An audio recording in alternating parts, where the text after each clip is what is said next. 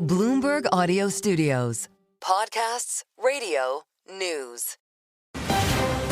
You're listening to the Bloomberg Balance of Power podcast. Catch us live weekdays at noon and 5 p.m. Eastern on Apple CarPlay and Android Auto with the Bloomberg Business app. Listen on demand wherever you get your podcasts or watch us live on YouTube. Balance of Power on Bloomberg TV and radio on a day where we don't actually expect to hear from President Trump, at least not on camera. He's not planning to speak with reporters. There's no events on his public schedule, but we are still hearing from him on Truth Social as usual. And on an interesting subject today, his most recent Truth Social post, Joe, warns that Vladimir Putin of Russia is playing with fire. He says what Vladimir Putin doesn't realize is that if it weren't for me, lots of really bad things would have already happened to Russia. And I mean really bad in all caps. This is, of course, after over the weekend, he said Vladimir Putin is now crazy. That's right. He called him crazy in all caps, exclamation point, as Vladimir Putin continues to bombard Ukraine. Missiles and drones, killing civilians, not even targeting military installations in some cases, which is confounding Donald Trump. Not sure what he's referring to in this tweet, though, or this truth post. Lots of really bad things would have already happened to Russia, making many ask if that's with regard to sanctions or something worse. Well, keeping in mind that he also did tell reporters that he is still considering further sanctions on Russia. And we know there's legislation in the Senate in the works that would do just that, spearheaded by Lindsey Graham. But it has 80 co-sponsors. Yeah, that could happen pretty easily based on what we've heard on Capitol Hill. And that's why we are joined by Kate Sullivan, Bloomberg's White House correspondent, with us here in Washington, D.C. Kate, it's great to see you. The president has no public events scheduled, but he's got us talking with Truth Social posts all the while. Is he serious about sanctions? You know, it's a great question. This is not the first time that he's threatened sanctions on Russia, right? And he's talked about, back in March, he was talking about these secondary tariffs on Russian oil. We've seen this progression of Trump getting more and more frustrated with Putin and with Russia and the pace of these negotiations. It's very unclear how serious he is about implementing these. He is. We've seen over and over again how he will make these threats, and it seems like most of the time it's just a tactic to get people to come to the table. And so it's very unclear at this time how serious he is about implementing this. Well, what about just his attitude overall? In the post we mentioned in which he says Vladimir Putin is crazy, he led the post by saying, I've always had a very good relationship with Vladimir Putin of Russia, but something has happened to him. He has gone absolutely crazy. It's not I was wrong about him. It's that he has changed, Kate, is how he's characterizing this. Right. And it's pretty remarkable because this has been a bit of a slow burn. I think, we've seen signs that Trump is getting more and more frustrated with the pace of these negotiations. He has always still said that even as he was expressing these frustrations, he said that he was still confident that Putin wanted to make a deal and that he wanted to come to the table. I actually asked Trump about this a few weeks ago in the Oval Office, and I said, do you think Russia is playing you? And unsurprisingly, he balked at that question and said, nobody's playing me, nobody's getting played. But he also still signaled confidence that this deal would be made. And so I think what we're seeing is Trump realizing that maybe he doesn't have the relationship that he thought he did with Putin, or maybe he doesn't have the understanding that he thought he did with the Russian president. And I think it's really frustrating to him because ultimately it's making Trump look ineffective, and it's really cutting at the heart of this brand that Trump has been trying to project for decades, right? That he's this master negotiator and deal maker. This was part of his stump speech. He said every day on the campaign trail, I heard him say it at every rally, that he could end this war in 24 hours. And then at one point he was saying, I could end it before I even take office. And so this is really just undermining a lot of what he's been putting out there in terms of the image he wants to project as a president. I'm sure it's quite an experience to be a journalist and ask Donald Trump if he's being played. What was his response? Who are you with? Yeah, I've gotten that one before. And I would say, I phrased it that way. He had said something like, I know when I'm getting played. And so I followed up by saying, well, do you think that you are getting played? And he said he did not think that he was getting played, but of course he would say that. So you're doing great work for us down there. That's not for the faint of heart.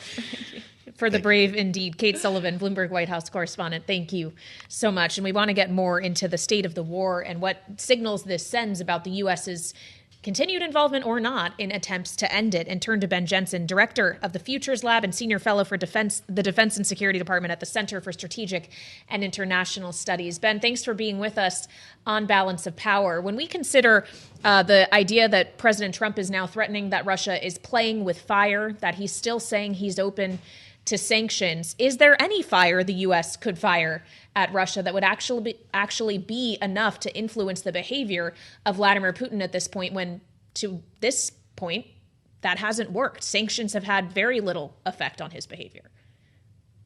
So thanks for having me. And let's start by saying you're framing the question spot on. The real Achilles heel of Russia, despite its ability to continue a protracted conflict, is at the dire state of its economy. When you look at the currency, you look at interest rates, and then you think about the structure, how its economy has fundamentally been rewired to do nothing but be a larger version of North Korea and Europe, to wage successive campaigns, increasingly through missile salvos targeting Ukraine. I think there is the ability to play with fire and a couple of levers. One is you actually have to expand the scope of sanctions to go secondary sanctions that actually hit financial transactions that deal with Russian hydrocarbon products.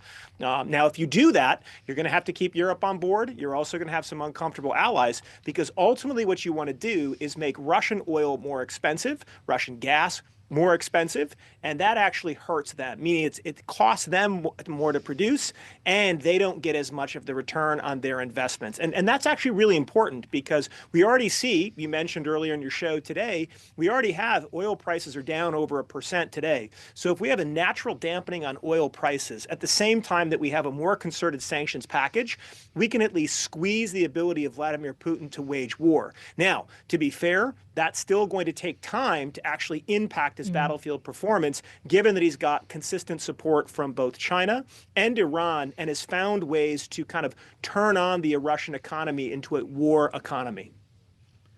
Hey, Ben, it's great to have you back. Let's talk about his battlefield performance, because last time you were with us, you showed us your Russian firepower strike tracker, which people can Google and look at this online, which shows us a massive increase in missile attacks by Vladimir Putin, the daily tally of Russian missile attacks since Donald Trump has become president. Is he trying to seize on a closing window to do as much damage as possible before there's a peace deal, or it's just open season under Trump? So I don't think it has as much to do with the Trump presidency as much as Vladimir Putin's perspective on how you negotiate from a position of strength.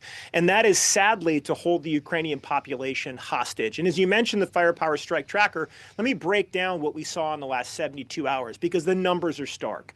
In the last 72 hours, we had 355 Shahed attacks. That's the largest in a 72-hour period since the war began. And we're still 70 of those weapons got through. When I say 70, to put that in perspective, that means over 7,000 pounds of high explosives hit Ukrainian cities in the last 72 hours just with Shahed drones. And it wasn't just Shaheds. There were 23 ballistic missiles fired in this period. Now, normally, you only see 1 to 2 ballistic missiles fired per day. So 23 in a 72-hour period is a massive increase. And you also saw 62 cruise missile attacks. Now, when you put that all together, that means you have over 1,000 one-way attack drones, ballistic missiles, and cruise missiles that were largely targeting Ukrainian critical infrastructure, civilian populations, and political centers of gravity, almost as if it was a slight to our president and anyone who thinks that Putin isn't in this war for the long haul and going to try to settle this on the battlefield, or at least seeing if he can break the will of the Ukrainian people during this kind of pseudo-negotiation period we're in. So, Ben, are you saying that this is more about the psychological impact of these strikes than actual territorial advances Russia is trying to make? That's a great question. And yes, I do think that. In fact, as part of that firepower strike tracker, we've done 2 recent studies. One study called drone saturation, which really looks at the profile of the Shahed attacks. But to your question, the more important one is called operational fires in an age of punishment.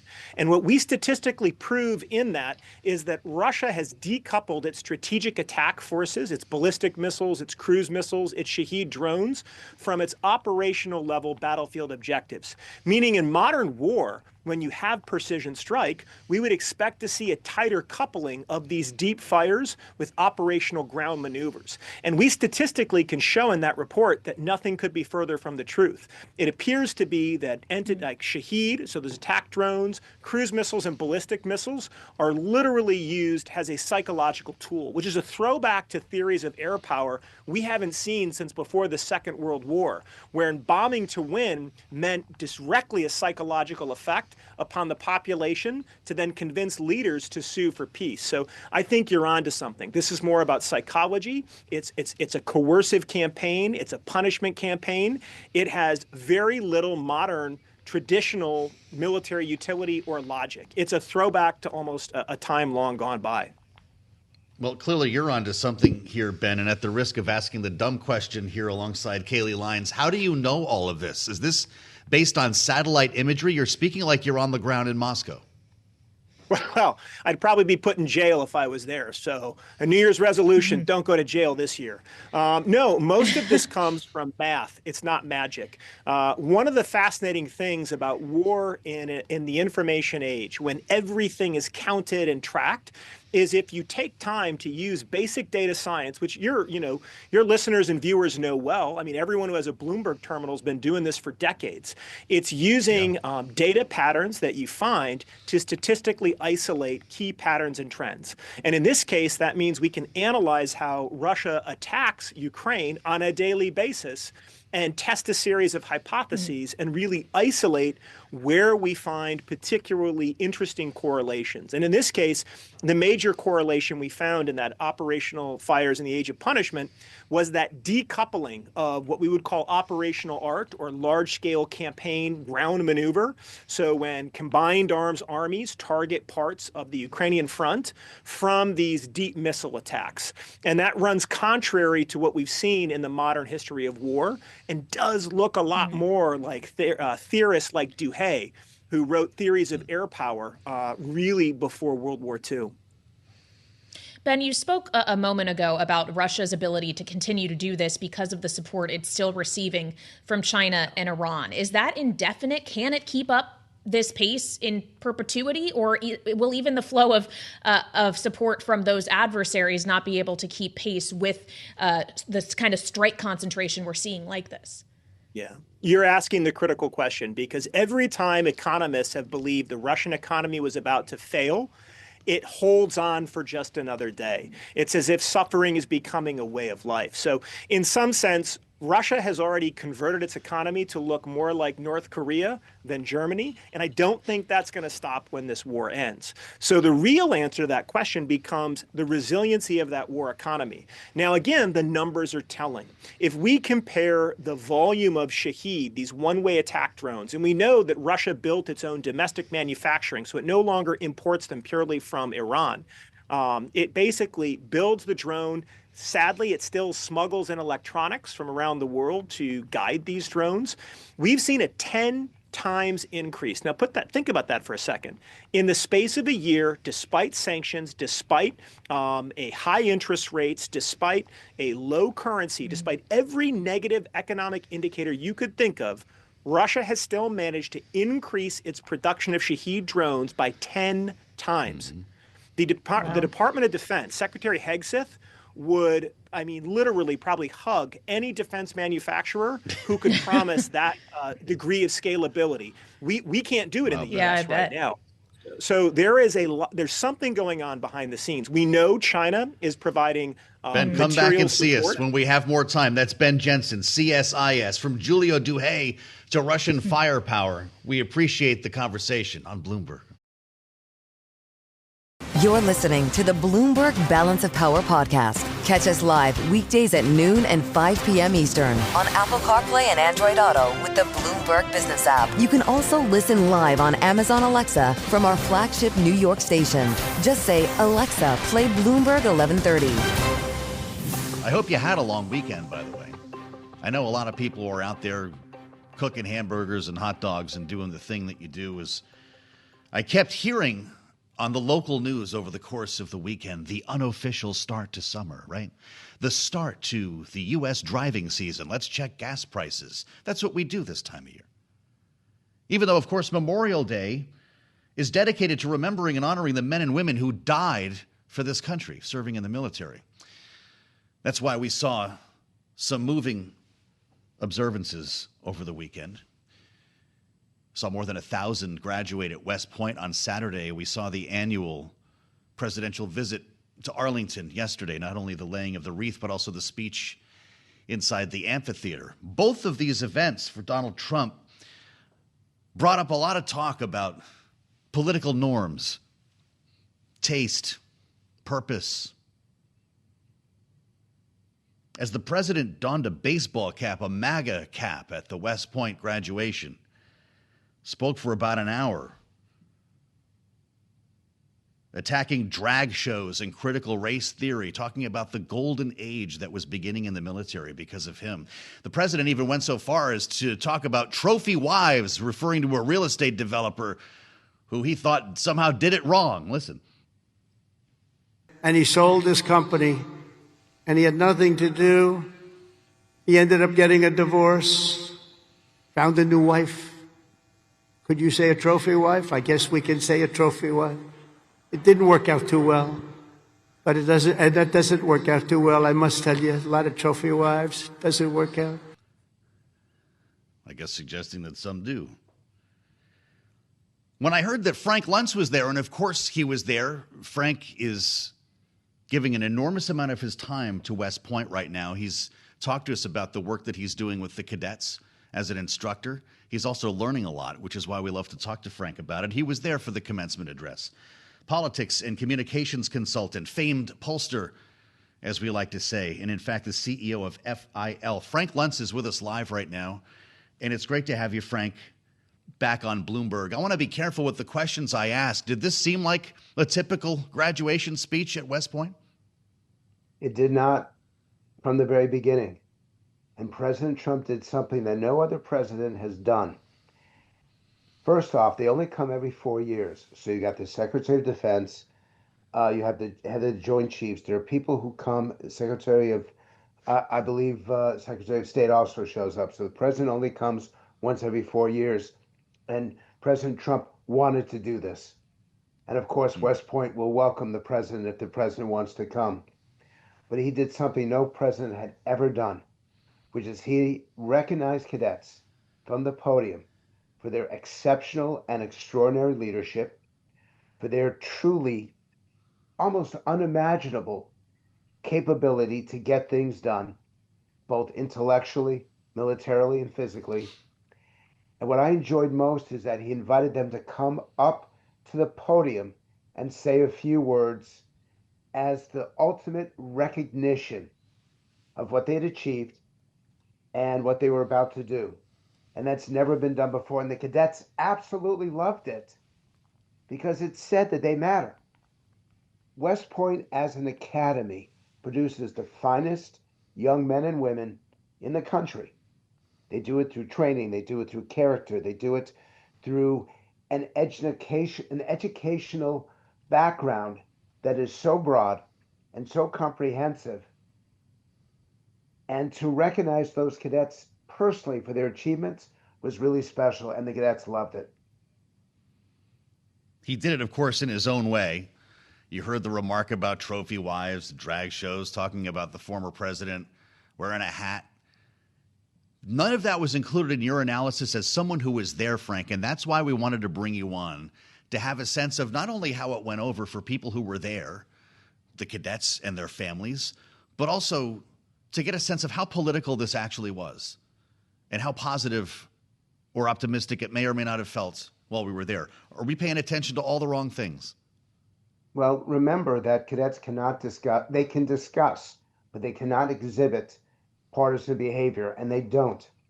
And what's amazing about these young men and women is that unlike Harvard, and I get yelled at for doing this, but I'm doing it anyway, unlike the other universities who stage protests, unlike the attempts of other students to disrupt and prevent the exchange of ideas, at West Point, there is an attitude of respect, a commitment to decency and civility. And in the end, they want to hear every opinion of every individual, and they do not wish to engage in partisan politics. So that what the president says They saw as entertaining, they saw as being enlightening, but they don't come to a conclusion because they're there to learn. They're not performers. They're not about showing their politics and their partisanship. They're there to represent the academy and, most importantly, to defend the Constitution. And that's the thing I wish that your listeners really understood. A cadet doesn't take an oath to the president, doesn't take an oath to the country even. They take an oath to uphold the Constitution. And that's what makes this so special. And that's why I was so happy that it was the president, not just the Secretary of Defense or not just the chairman of the Joint Chiefs, that the president wanted to be there to say thank you to the cadets from a grateful nation. And to me, that's what we should be focused on.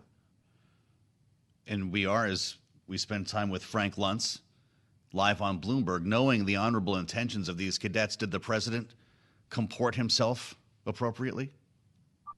There's some stuff that he said that was ad lib. There's some stuff that was about things that were not directly involving the cadets and involving the decisions that will need to be made over the weeks, months, and years to follow. But the president made a commitment to the military that was uncompromising and made a commitment to the cadets that they would have the best equipment, that they would have the best innovation, that they would be represented well. And I take the president at his word, just as I was there for Joe Biden's convention speech last year, which was quite different. And I appreciate how the participants carry themselves and how they have made a commitment to serve whoever is the president in whatever way they're asked to serve, as long as it upholds the Constitution. Look consider this. Every institution in America, education, politics, law, the courts, Congress, healthcare, every institution is at all-time lows in terms of trust and credibility, but not the military. Because the military doesn't take sides. The military doesn't approve or disapprove of someone because of what partisanship they come from, what initial they have after the name, whether R or D. And West Point is the tip of the spear for those institutions. And so they don't have this conversation about whether something was great or horrible. They simply have a conversation about what they need to know to serve, and serve with exceptionalism, serve in an extraordinary way, because excellence isn't good enough for them. These are not the top 10% America. These is the top 1% of America, and they deliver it every single day. Did you get to talk to the president at all while he was there, Frank? I did last year with Biden. This president did not, because he wanted to spend more time with the cadets. He did not have the same kind of interaction with some of the faculty. And I appreciate that, because in the end, yes, I'd like to shake his hand. And I'm a collector of challenge coins, so I'd love to get his challenge coin. But in the end, I'd rather have him spend more time with the cadets and less time with us. And his speech, which was 57 minutes long, was longer than past speeches because he had more to say. Fast forward to Arlington on Memorial Day. And we could talk about the speech if you want. And by the way, people were laughing and applauding in the amphitheater. But he preceded the occasion with a post on Truth Social, and he's been known to do these on holidays, Frank. Happy Memorial Day to all, it said, including the scum that spent the last 4 years trying to destroy our country. Talking about taking in mentally insane migrants, warped radical Democrats, U.S.-hating judges. How do you reconcile that with the spirit and meaning of Memorial Day? I accept that point, and I accept and embrace that point. To me, Memorial Day let me try this again. Memorial Day is not the beginning of summer. It's not a drive component of driving. It is a honorable and solemn occasion where we recognize and show our respect for those who gave the ultimate sacrifice. And it's a day that I'm more intimidated by than any other, Because let's be candid. I may wear a polo shirt from West Point. I may teach here, but I did not serve. And I appreciate with the very inside me those people who do. And I recognize and respect those families who have loved ones who are buried there. I wish our language was more appropriate to the occasion. I wish that we stop talking about grilling hot dogs and hamburgers and start talking about how great our military is. And I wish that we use language that not only upholds the tradition of Memorial Day, but raises it to the level of the holiday that it truly is, to pay our deepest respects and our gratitude for those who served this country so well, not just for decades, That's Frank Luntz, but now for centuries. FIL, live on Bloomberg. You're listening to the Bloomberg Balance of Power podcast. Catch us live weekdays at noon and 5 p.m. Eastern on Apple CarPlay and Android Auto with the Bloomberg Business app. Listen on demand wherever you get your podcasts or watch us live on YouTube. Feeling like it's Monday here. It is Tuesday. I hope a short week for you. Thanks for joining us on the Little Monday edition of Balance of Power here on Bloomberg Radio, satellite radio channel 121. Yes, on YouTube as well. Search Bloomberg Business News Live to catch our live stream. And now you can watch us on Bloomberg Originals. Boy, you add the podcast, and it's pretty hard to hide from this program. As we look at politics here in Washington and abroad after Memorial Day, and a lot of news on Harvard that I want to get to the panel with here.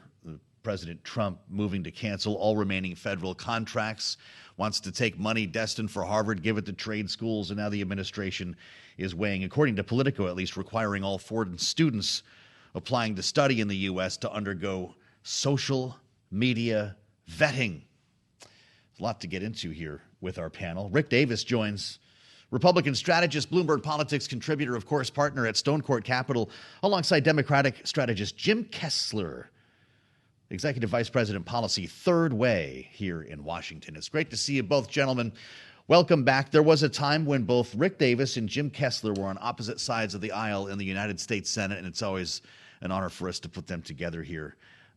Rick, I want to ask you about Harvard because the onslaught continues, but much like the threatened tariffs, with some exceptions, it has been largely threats that the president is lobbing at Harvard, or reports of threats in the case of this Politico story on foreign students being blocked by attending Harvard. How much of this is real? I mean, the idea of taking money and giving it to trade schools, is that something the White House has actually written a plan for, or the president musing on Truth Social?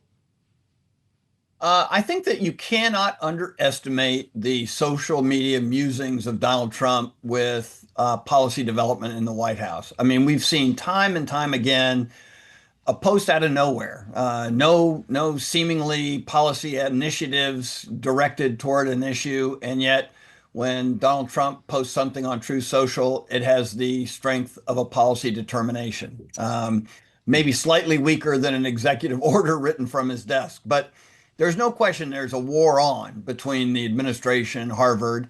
There were $1 billion worth of grants canceled by the administration, and Harvard is suing to get that money and more back. So the courts will ultimately be the arbiter of that. But this latest effort obviously shows that they've been doing some work inside the administration, because there are a lot of things that Harvard does for the government almost as a business. Training cabinet, sub-cabinet members on various aspects of crisis management and things like that. And what the administration has done now is said, in addition to these grants, I'm going to cancel the business relationship between Harvard and the administration, which goes back to the Kennedy administration. I'd say the long time in coming. And so you see the upping of the ante. And of course, you mentioned, kicking all these foreign students off of the Harvard rolls. They can go somewhere else if they want, but they can't go to Harvard. So it is a serious effort by this administration to undermine Harvard, its finances, its admission policy, its ideology. And I see no reason why they would demur in this, because To them, this is a symbolic conflict. It's not so much about Harvard, but what Harvard represents, and this is what they're opposed to. Therefore, it doesn't always matter the way it turns out. Jim Kessler, the president, writing as well, I'm considering taking $3 billion of grant money away from very anti-Semitic Harvard and giving it to trade schools all across the land. What a great investment that would be for the USA, and so badly needed. When you step back and consider all of the threats and actions the administration is taking, and Rick did a pretty nice job there walking through them here, Jim, does it matter if he closes the deals on any of these, or it's just about getting caught in the act of hating on Harvard? I think it's more about getting caught in the act. I think this is performance art by Donald Trump. I expect at least 90% of what he's trying to do to be struck down by the courts. It's unconstitutional. That doesn't mean that it won't take some time for Harvard to get through this and do some damage, but I think Trump gets to make a headline, then he gets to complain about the courts, and then he gets to blame the Jews, because he's also saying, look, I'm doing this because of anti-Semitism. I know of no Jewish organization in America that is looking to attack elite universities or Harvard University in particular. It's actually something that makes Jewish people very, very uncomfortable that he's doing this and saying this is in the name of Jewish Americans. So I think it's performance art.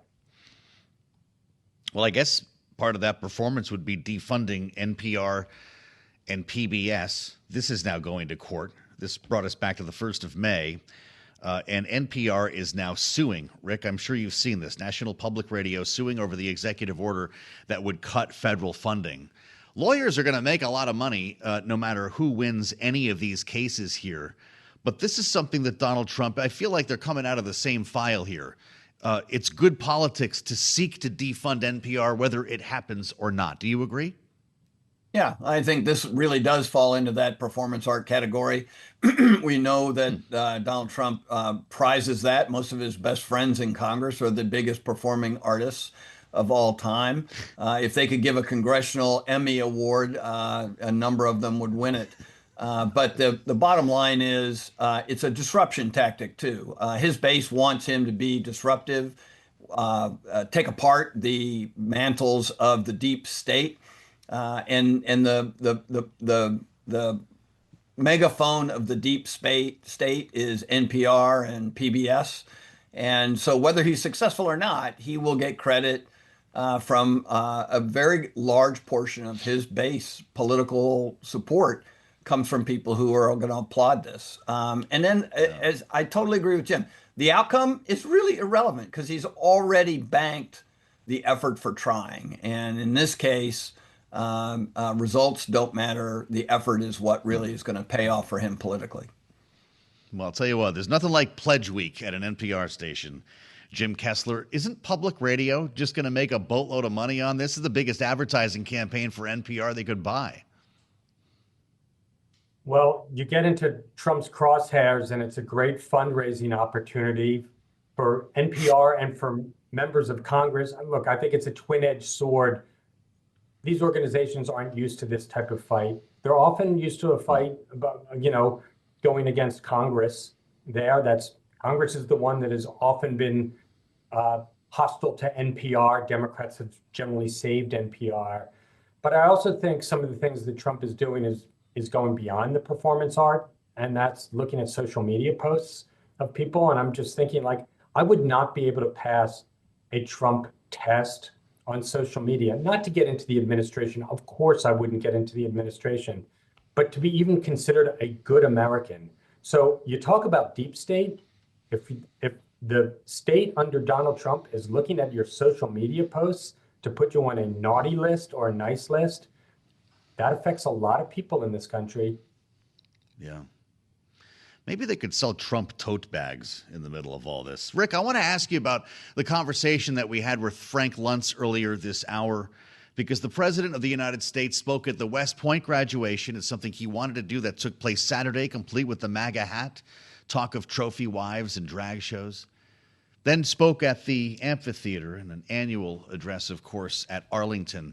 That is in honor of course, for the commander-in-chief to lay the wreath, to speak to Gold Star families and Americans who've gathered on the most solemn of holidays. Does any of this stuff matter, Rick, when the president's talking about winning the election, insulting the former president, or is this just kind of the new era of politics? When I watched that speech at Arlington, there were people who were laughing and clapping, and I'm asking honestly if any of these conventions matter. It's hard to tell in the environment we're in right now because we're inundated with it. I don't think there's a speech that goes by, regardless of how important the ceremony is, that the president doesn't take an opportunity to take a shot at his enemies, both perceived and former. In politics, you usually, if you lose an election, all the attacks go away. Not anymore. I mean, the response to the Biden people are like, hey, dude, you won. Cut it off. But the reality is going to hallowed ground, like the military academy in West Point, and not just reading the script, right? The speech itself, I agree with Frank Luntz. There are elements of it that were fantastic and inspirational for the cadets, but then to go off script and just do a campaign riff, and even some things just personal anecdotes for him, just wholly inappropriate. And yet you're right.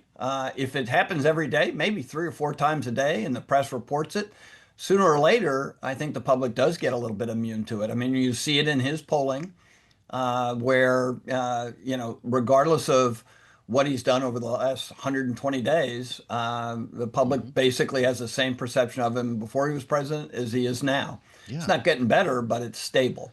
But I would say kudos to the military. They stay above it.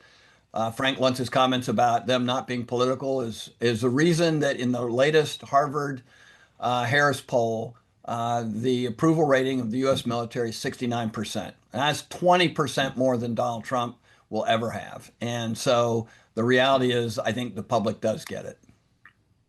Really something.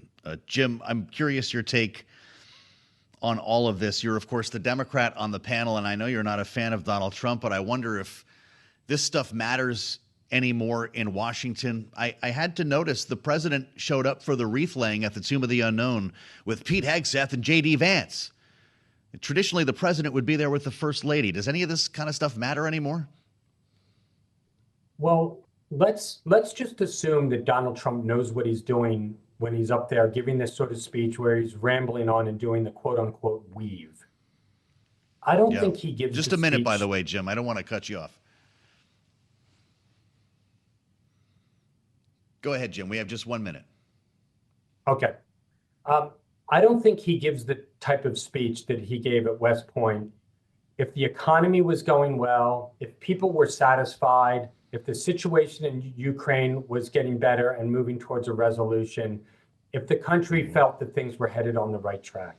You give this kind of speech because you need to distract from the dissatisfaction that people have right now over the first 5 months of the Trump presidency. So we're talking about this rather than high prices, rather than a slowing economy, rather than a trade war, rather than him making, huge tariff pronouncements and then reversing himself within 96 hours. So I do believe there's a method to the madness, and it's to avoid a lot of the bad news that's happening organically out there. Jim Kessler with a method to the madness. Jim's at Third Way. Rick Davis, partner at Stone Court Capital, Bloomberg Politics contributor. Many thanks to both of you here on Bloomberg. Thanks for listening to the Balance of Power podcast. Make sure to subscribe if you haven't already at Apple, Spotify, or wherever you get your podcasts. And you can find us live every weekday from Washington, D.C. at noontime Eastern at Bloomberg.com.